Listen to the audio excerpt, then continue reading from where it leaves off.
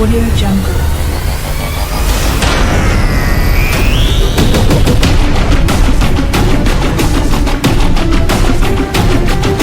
Audio Jungle.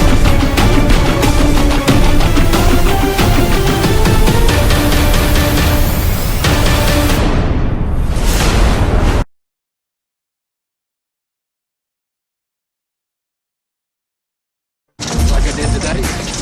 Like what? I've killed them in every way there is except poison. There's been strangulations, there's been knifings, there's been shootings, there's been hit and runs.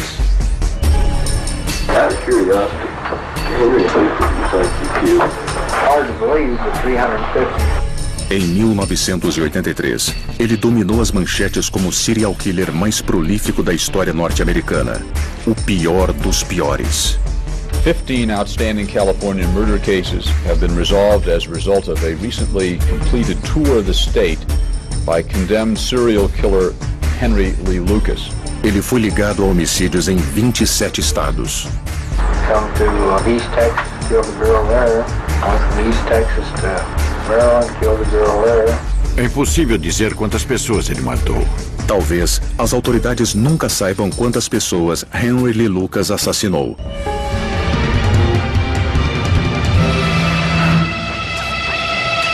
Serial Killers.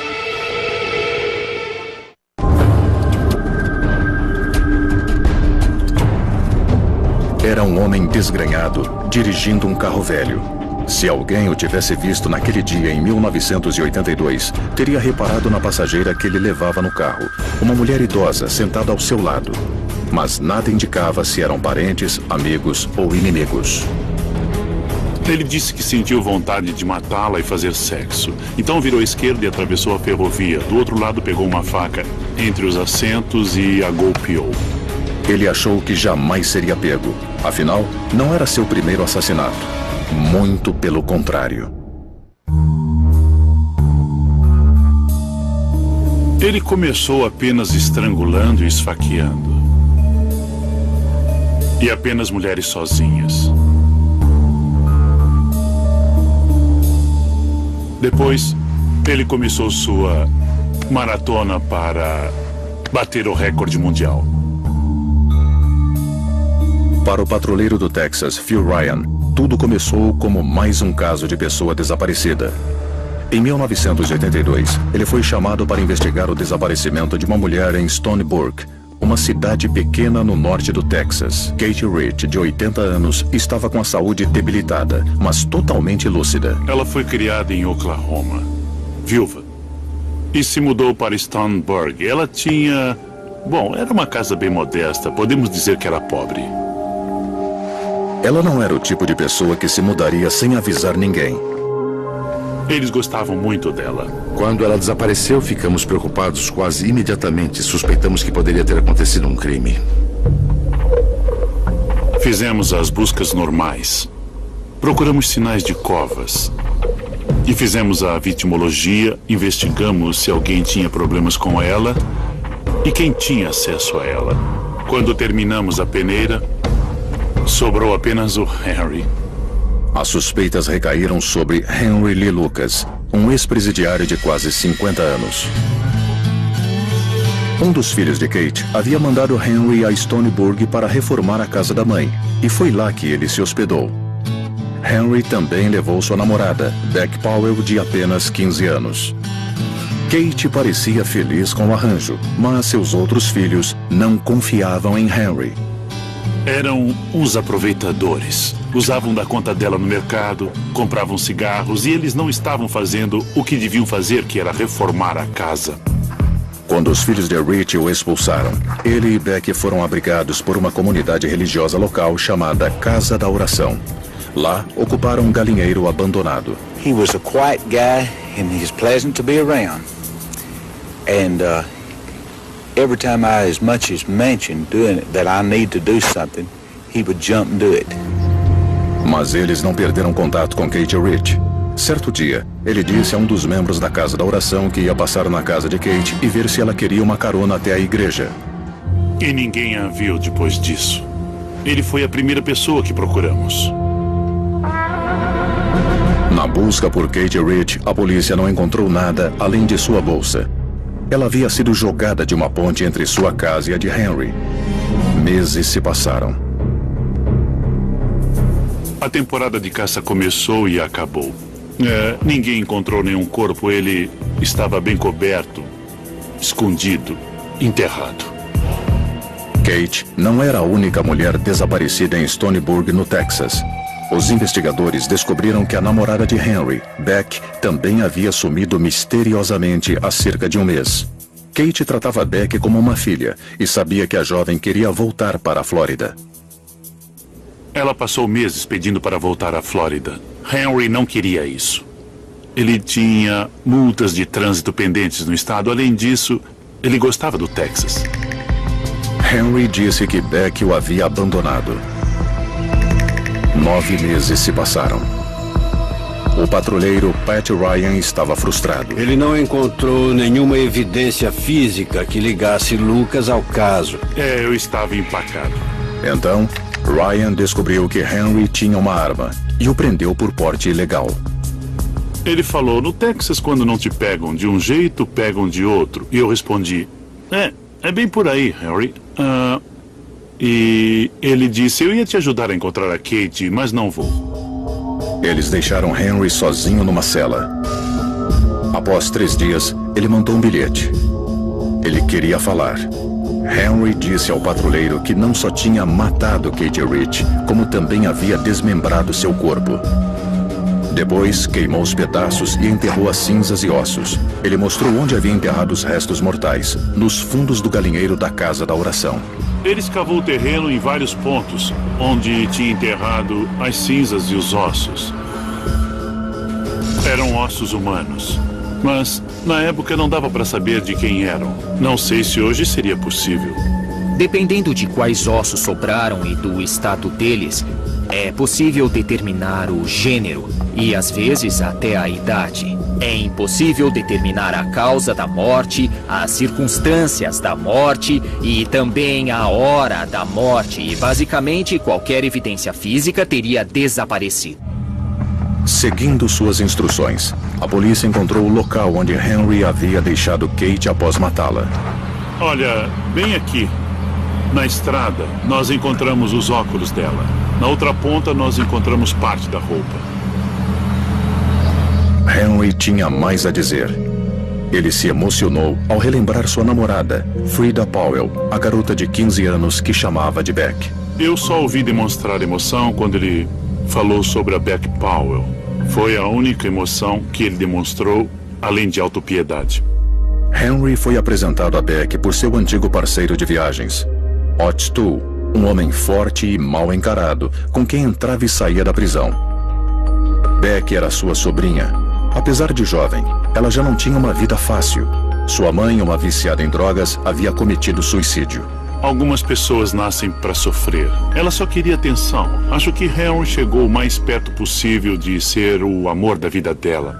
Henry, que tinha uma queda por mulheres jovens, ficou encantado com Beck.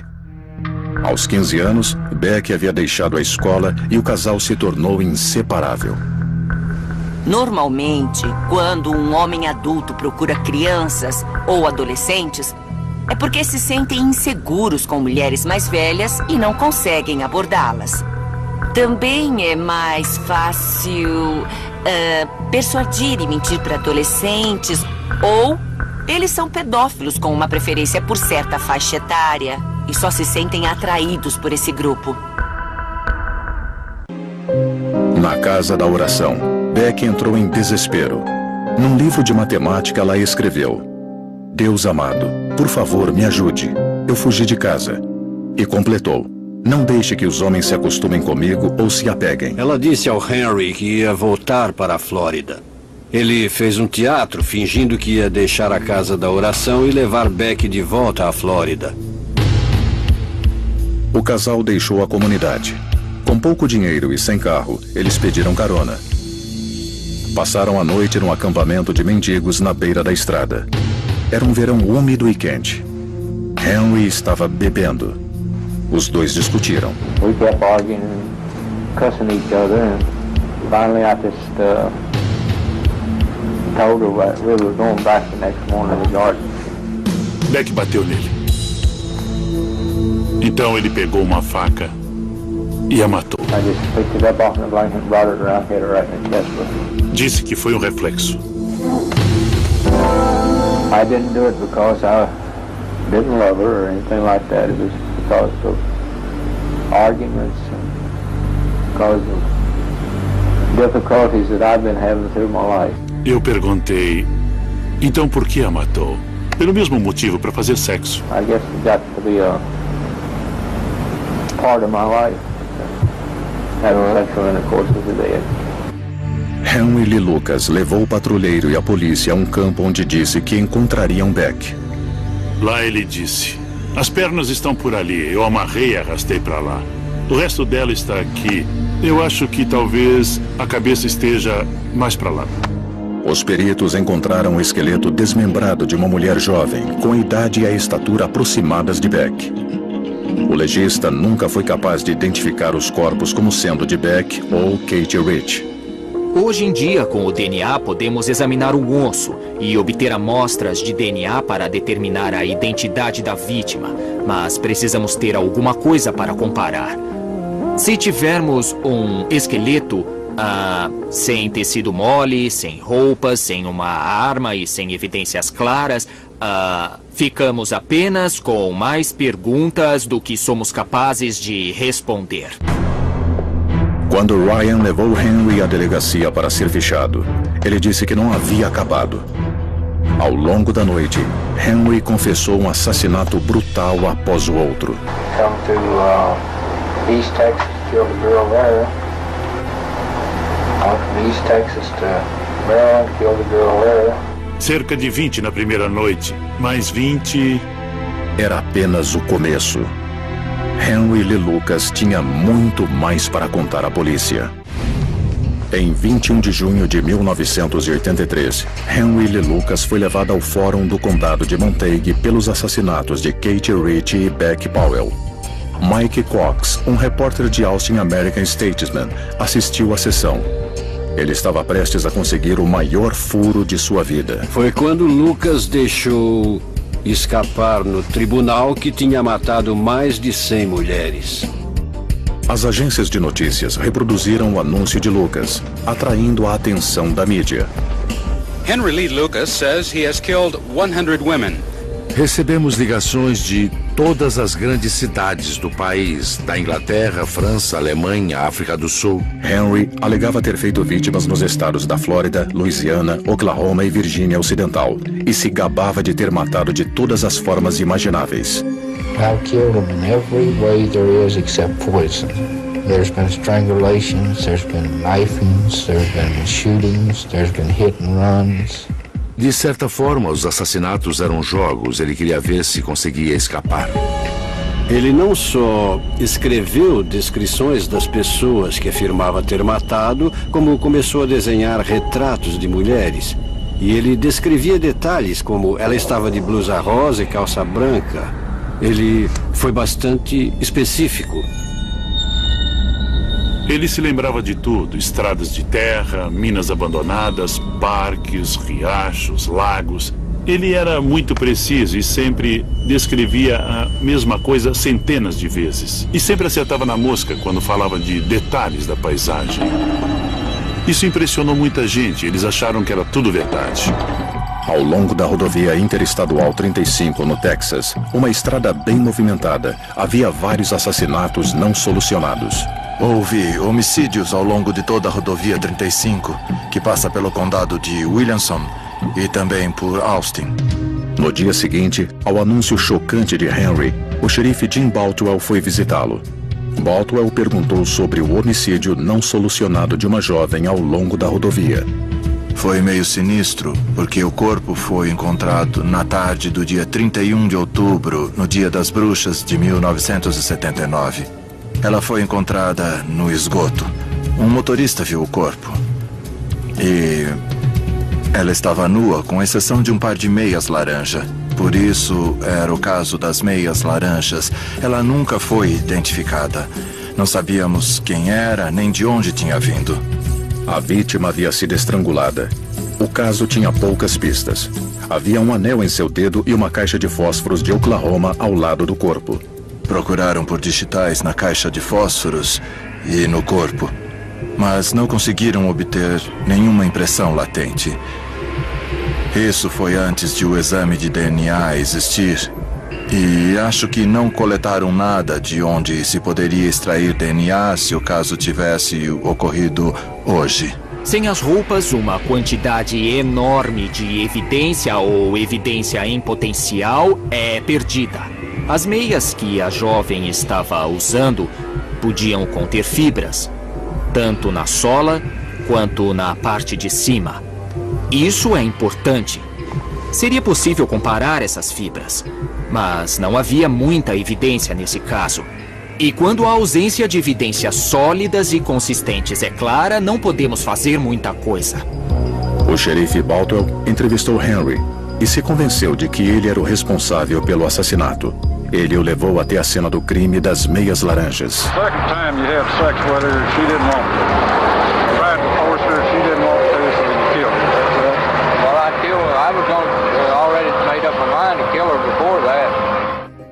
Henry já havia recebido 2 sentenças de prisão perpétua pelos assassinatos da senhora Kate Reed e de Becky Powell, mas este caso era diferente.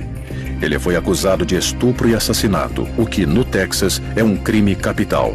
Em outras palavras, Henry poderia ser condenado à morte.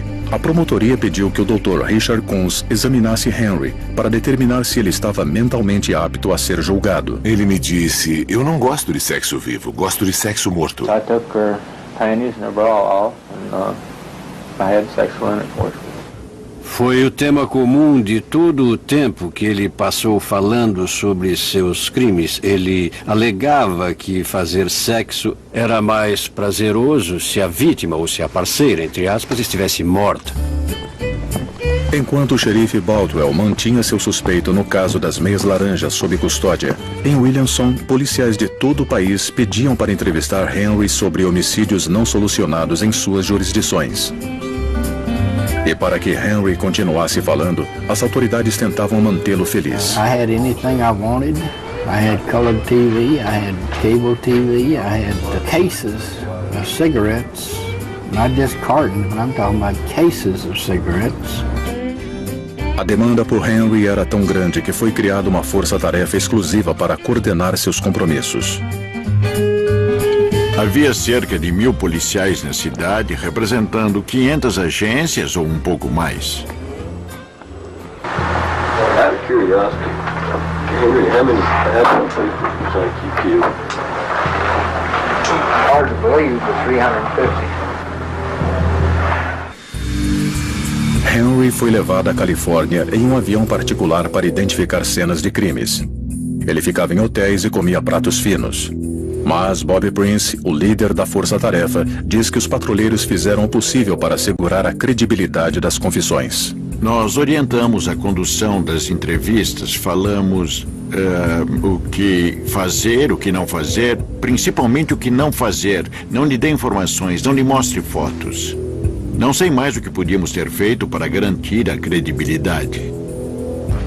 No entanto, os detetives estavam sob pressão para solucionar inúmeros casos que haviam sido arquivados por falta de evidência. Enquanto isso, famílias em todo o país aguardavam ansiosamente para descobrir se Lucas era o nome e o rosto por trás da morte de seus entes queridos. A filha de Joyce, Bob Lemon, Deborah Williamson, foi morta nos arredores de Lubbock, no Texas, em 1975. Ela saiu de casa e foi atacada na porta assim que saiu. Foi arrastada até o carro e esfaqueada 19 vezes. Após anos procurando pelo assassino, seus pais receberam uma ligação. Disseram que Henry Lee Lucas tinha confessado esse crime. Ficamos felizes, exultantes. Finalmente aquele pesadelo podia acabar. Histórias, como a dos Lemons, levaram o FBI a colocar Henry no topo de sua mais nova categoria criminal no início dos anos 1980, os Serial Killers.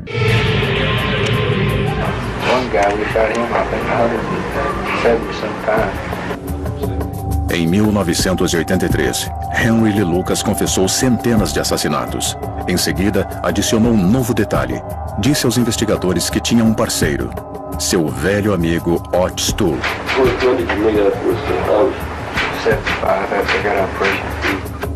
Ott Stuhl era tão estranho quanto Henry Lee Lucas, talvez até mais. Ele era um ser humano muito perturbado. Quando os dois se conheceram em Jacksonville, na Flórida, o resultado não podia ser outro. Ott Stuhl era, na verdade, um homossexual gigantesco e também era malvado. Ele era cruel e violento. Ele se vestia de mulher e se envolvia em muitas brigas em bares quando zombavam dele. De acordo com Henry, quando irritado, Otis matava qualquer um de quem não gostasse. E isso era apenas um aperitivo. What really got me though is when he started eating people. I had to get away from that bad, huh? Got so he most of his victims he killed, he'd cut a piece of them off and eat it. Yeah, I couldn't do it. Foi um prato cheio para a mídia, que apelidou os assassinos errantes de Dupla do Inferno. De acordo com Lucas, eles atacavam qualquer mulher que Henry achasse atraente. Eles matavam a mulher e Lucas fazia sexo com o cadáver. Ele era um necrófilo, talvez porque em seus crimes com Otis temos a impressão de que ele achava divertido fazer sexo com cadáveres. Os dois pareciam gostar da atenção da mídia e começaram a fazer afirmações absurdas. Eles teriam matado Jimmy Hoffa, teriam fornecido o veneno usado por Jim Jones no suicídio coletivo de Jonestown. Alegaram que Ott Stuhl havia sequestrado e matado o filho de John Walsh, Adam, na Flórida. Era um festival de horrores e a mídia e o público pareciam querer mais. Henry foi a pessoa mais eficiente do sistema de justiça criminal americano em muitos anos, porque estava resolvendo dezenas de crimes. Nem todos acreditavam em Henry. Seus advogados estavam convencidos de que ele era inocente no caso das meias laranjas. De acordo com a promotoria, ele tinha sequestrado aquela mulher em Oklahoma, na rodovia 40, matado no Texas, descartado o corpo ao norte de Georgetown e dirigiu como um louco até Jacksonville, na Flórida. É uma distância de quase 2.000 quilômetros. Eu fui até Jacksonville, na Flórida. Localizei o atendente que descontou um cheque para o Henry por volta das 6 da tarde de 1º de novembro, um dia depois de encontrarem a vítima no condado de Williamson, no Texas. O repórter Hugh Ainsworth também estava investigando o caso. Ele descobriu que Lucas compareceu ao trabalho na Flórida no dia seguinte ao assassinato no Texas. Não faz muito sentido dirigir 1.900, 2.000 quilômetros a uma velocidade média de 110 quilômetros por hora para matar alguém que ele nem conhecia e nem sabia que ia estar lá. Ora, não é bem assim. Mas os patrulheiros do Texas alegavam que os registros de trabalho eram falsos e Henry confirmou. Era sua palavra contra a de seus próprios advogados. Acho que ele percebeu que nós íamos apresentá-lo como um mentiroso, uma fraude. Pela primeira vez na vida, ele era alguém. E, de repente, ele perderia todas as regalias. I am hereby advising you not to make any statement whatsoever. I've got to make a statement. Com base em sua confissão, Henry Lee Lucas foi condenado por homicídio e agressão sexual no caso das meias laranjas e sentenciado à morte. Mas ele não foi transferido. Por 18 meses, ele ficou na cadeia de Williamson, ajudando a polícia em seus casos. Eles mostravam fotografias, mostravam fotos de cenas de crimes e mostravam relatórios. E Henry tinha informações sobre os casos, então muitos policiais foram convencidos de que ele era o culpado. Logo no início, o patrulheiro Phil Ryan, o homem que havia prendido Henry Lee Lucas, testou seu suspeito com casos fictícios. Quase todos os dias, quando eu o entrevistava para agentes de outras cidades, eu inventava um caso. Eu o colocava no meio. Eu dizia, e quanto a este? E sim, acho que esse foi em tal dia. Às vezes ele dizia não, mas Quase sempre ele mordia a minha isca. Mas para os homens que investigaram o passado de Henry, não era difícil acreditar que ele era um serial killer. Ele parecia ter sido criado para isso. Henry Lee Lucas nasceu em 1936 numa família pobre dos Montes Apalaches. Ele cresceu neste barraco, na encosta de Coal Bank Hollow, em Blacksburg, na Virgínia. Eram muito pobres. Yoma Sage é a sobrinha de Henry Lee Lucas. Ela se lembra da mãe de Henry, Viola, uma mulher das montanhas descendente de índios. Ela tinha no mínimo 50 ou 51 anos quando teve o Henry. Ela destilava sua própria aguardente, carregava uma espingarda e tinha o pavio curto. A mãe dele o obrigava a usar vestidos e fazer outras coisas humilhantes. A mãe dele era prostituta e recebia clientes na frente dele. Henry teve uma criação horrível. Perto dele, ninguém lidava com o sexo de uma forma normal. Sua mãe o mandava assistir ou permitia que ele assistisse. Aquilo era uma coisa doentia. A aparência estranha de Henry também remetia à sua infância terrível, quando seu irmão, Andrew, destruiu um de seus olhos. Henry e Andrew estavam no quintal brincando. O Andrew tinha uma faca. E parece que, durante a brincadeira, o Andrew se irritou com o Henry e bateu nele com a faca. O olho infeccionou e foi substituído por um de vidro.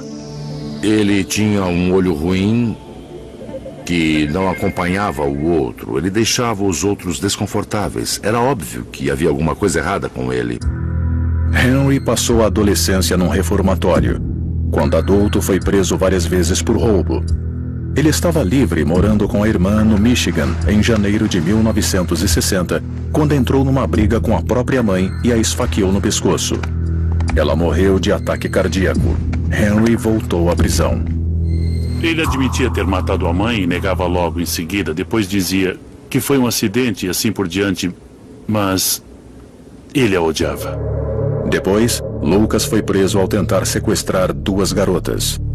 Eu acho que foi um caso crucial em seu histórico. Ele foi condenado por isso. E acho que foi uma amostra de sua propensão a atacar mulheres nas ruas. Em 1985, Henry havia sido condenado por um homicídio e se declarado culpado por mais 9. Centenas de casos em todo o país haviam sido concluídos graças às suas confissões atribuídos a Henry ou a dupla do inferno, Henry e Otis Toole. Mas as dúvidas cresciam, e logo elas também se tornariam notícias. Em 1983 e 1984, Henry Lee Lucas confessou centenas de assassinatos em todo o país. Quando não assumia a culpa, apontava seu parceiro, Otis Toole. Acho que o Henry queria ser conhecido e as pessoas que lidavam com ele queriam que ele fosse conhecido como o maior assassino da história criminal dos Estados Unidos e talvez da história criminal de todo o mundo.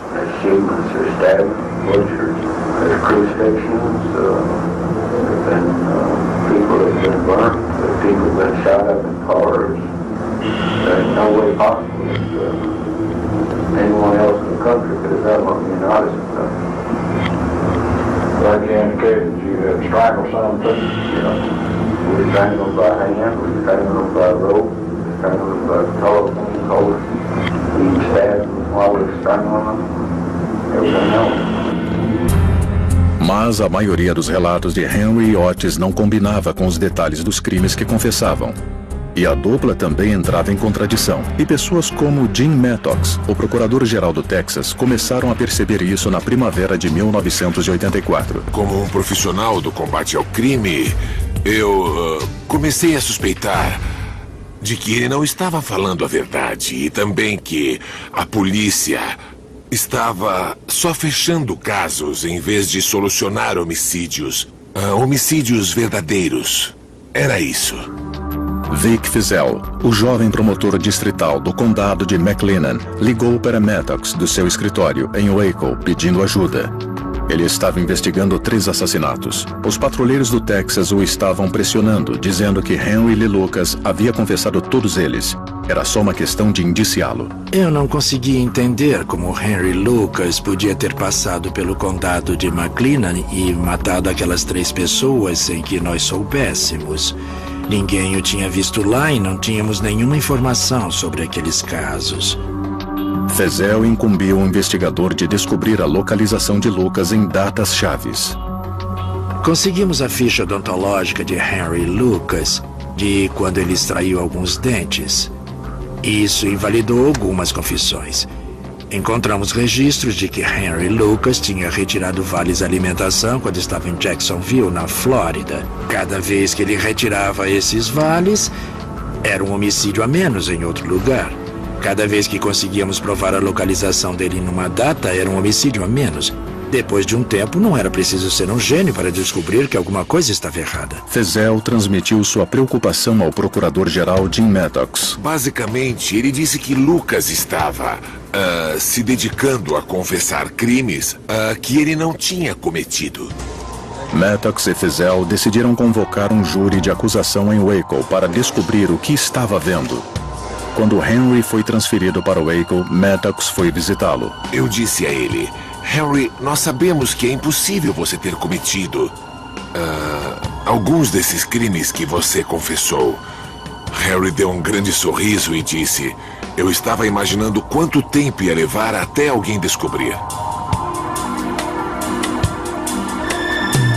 Dali em diante, ele contou como as coisas aconteceram. Basicamente, ele começou a explicar como tinha fechado aqueles casos e como ele tinha enganado tantos oficiais de várias agências. Estava orgulhoso de si mesmo. Ele me disse várias vezes, sabe? Por alguns momentos eu fui mais famoso do que o Elvis. Ele disse, se continuassem me ouvindo, eu teria confessado mais homicídios do que... Como é o nome dele? Hitler, é isso mesmo, Hitler. Teria matado mais do que o Hitler. I would say maybe I shot her, you know. And they said, no, that's not right, you know. Well, I know it has to be something else. So I would say, well, maybe I strangled her. And that wouldn't be right. So they said, well, no, that ain't right, you know. I said, well, maybe I stabbed her. And they said, oh, yeah, that's right now. That's right.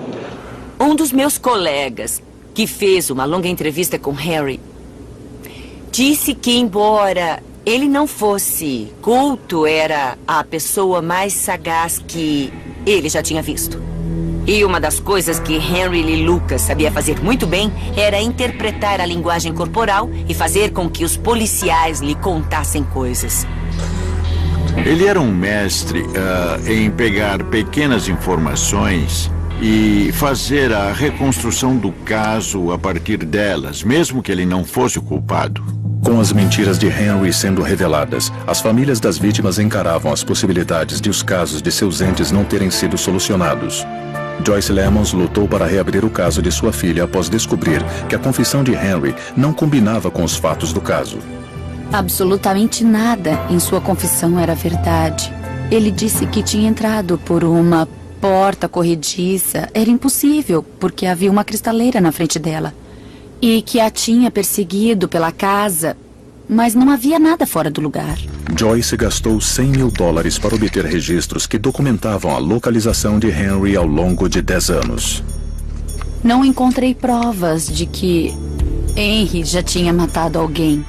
O procurador-geral Maddox e seus colegas colocaram todas estas informações num documento bombástico chamado Relatório Lucas, divulgado ao público. Ressaltaram que não havia evidências físicas ligando Henry aos crimes. E, exceto pelos casos de Kate Rich e Beck Powell, ele nunca havia levado investigadores à descoberta de novas ossadas. Ele devia ser capaz de levar a polícia a uma cova, a uma ossada ou a um local de cremação que eles ainda não tinham descoberto ou não tinham ligado a ele, mas ele nunca fez isso. Ele sempre ia a lugares que já tinham sido examinados, lugares de que já tinham informações. Ele nunca disse nada que já não tivessem descoberto. Foi um relatório contundente, porque ele não só dizia que as agências policiais tinham cometido um erro de julgamento, como também que alguns dos envolvidos na investigação tinham agido contra o interesse público, já que Os reais assassinos estavam à solta. Quando o júri de acusação terminou, a força-tarefa foi desmembrada.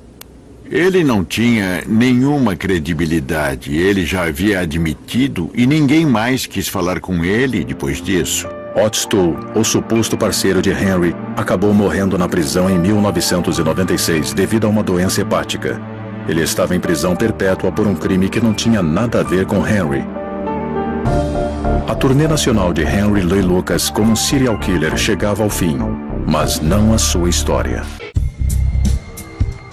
Os dias de glória de Henry Lee Lucas haviam chegado ao fim. Em 1985, ele foi mandado para o corredor da morte em Huntsville, no Texas. Ao longo da década seguinte, algumas das confissões de Henry foram descartadas, mas 214 casos continuam arquivados.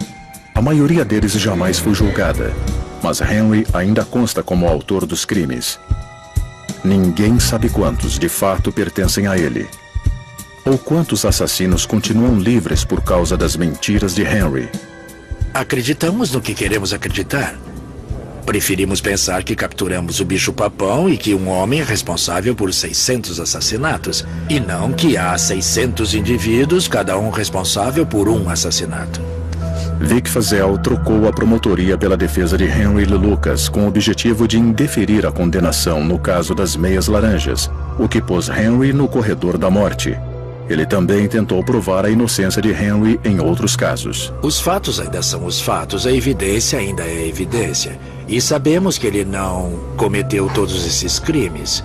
Na verdade, está bem claro que se ele matou alguém, foi só a mãe dele, Kate Ritchie e Beck Powell. Feazell teve dificuldade para inocentar Lucas porque alguns policiais do Texas tinham interesse em confirmar suas versões. Quando Feazell começou a tentar determinar se Lucas realmente era o autor de vários desses crimes, os patrulheiros receberam ordens para investigar Feazell e também para levantar tudo o que fosse possível sobre ele para manchar sua reputação. Eles achavam que ele queria desacreditar os patrulheiros. Eu fui preso e algemado em frente ao fórum quando estava parando na minha vaga. Eles me tiraram do carro, me algemaram e me prenderam.